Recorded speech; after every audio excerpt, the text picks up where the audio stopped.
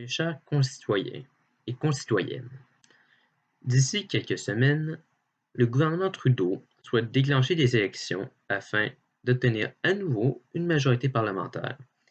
Il est décevant de se rendre compte que même dans des temps aussi difficiles comme ceux que nous traversons actuellement, le gouvernement libéral pense plus à compter ses voix qu'à veiller aux besoins de leurs concitoyens, qui sont par ailleurs ceux qui l'ont élu.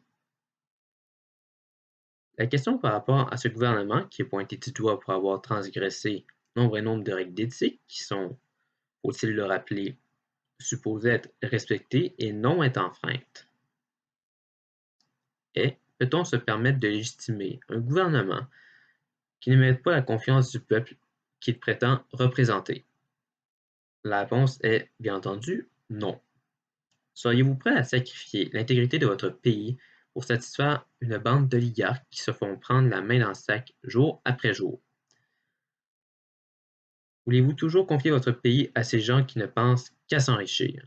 Seriez-vous prêt à faire confiance à un gouvernement qui, comme jamais un gouvernement canadien n'a fait en 154 années d'existence, a assujetti le système judiciaire au pouvoir politique?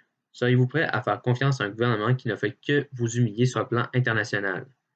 Donneriez-vous votre bénédiction à un gouvernement qui ne pense qu'à satisfaire les autres pays plutôt que de songer à ses propres intérêts en priorité?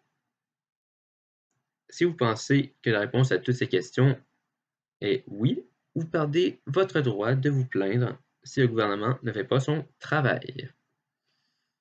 Abordons à présent le sujet du nouveau Parti démocratique. Feriez-vous confiance à un parti politique qui est complice des fautes du Parti libéral du Canada? Ce parti a appuyé le Parti libéral lors des votes de non-confiance. Ce parti d'hypocrites n'en a que faire de l'éthique et préfère régner que d'être intégrant. Il ne propose rien et ne fait que charmer et ne fera rien d'autre. Le NPD a tellement souffert de n'avoir jamais été au pouvoir qu'il est prêt à vendre son âme au Parti libéral afin de pouvoir régner pendant un temps.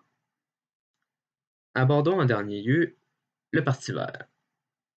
Qui voudrait faire confiance à un parti qui, afin d'attirer les jeunes, avait promis de légaliser toutes les drogues? Quelle belle considération pour nos jeunes! Comme cela, ils pourront se piquer et mourir par overdose en toute égalité. De plus, le trafic de ces substances mortelles, qui peuvent être mortelles pour nos jeunes, sera légal en toute sécurité. Quant au Parti conservateur, il est le seul parti qui souhaite vraiment défendre les intérêts du pays. Ce parti ne s'arrête pas à la couleur de peau ou à la religion. Il souhaite juste rassembler les Canadiens. Ce parti, contrairement au parti en rouge, ne se laisse pas manipuler, comme une marionnette dont les ficelles sont oranges. Le Parti conservateur est celui qui est le plus apte à défendre non pas les intérêts d'une poignée de Canadiens, mais les intérêts de tous les Canadiens.